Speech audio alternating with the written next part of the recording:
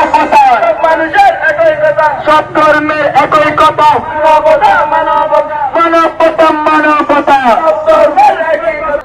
বস্তুর মধ্যে স্রষ্টাকে স্বীকৃতি দিতে হবে। স্রষ্টার নামে যদি জীবন না হয় তাহলে এই জীবনের দুনিয়া এবং আখিরাতের পুরো দিক থেকে তার মুক্তি নেই।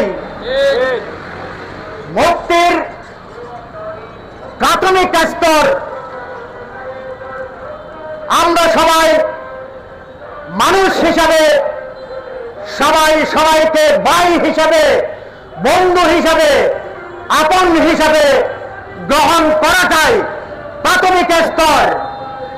আজকে জীবনের মুক্তির যদি স্তরে যদি পৌঁছতে হয় তাহলে স্রষ্টার নামে জীবন হতে হবে।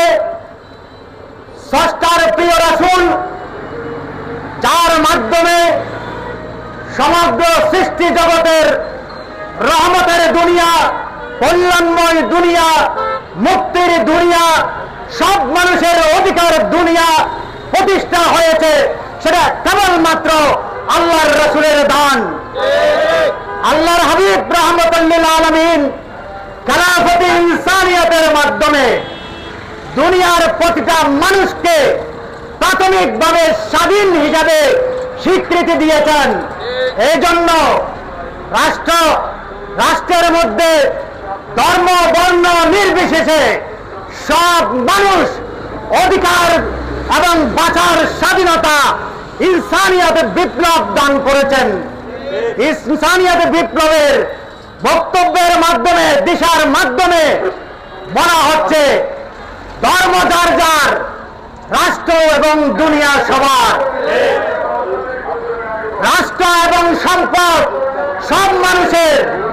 যারা আজ এক গোষ্ঠীর নিয়ন্ত্রণে রাষ্ট্রকে দখল করে মানুষের অধিকার, স্বাধীনতা, সম্পদের যারা আজকে দুঃনীতি কায়েম করেছে, তারা আজকে মানুষ, প্রতিটা মানুষ আজকে তার কুফল ভোগ করছে। সেই কুফল থেকে মানুষের, সব মানুষের আজকে স্বাধীনতা, অধিকার রক্ষায় এবং স্রষ্টার বন্ধনে সব সৃষ্টিকে ঐক্যবদ্ধ হওয়ার আমরা উদাত্ত আহ্বান জানাচ্ছি। মানবতা মানবতা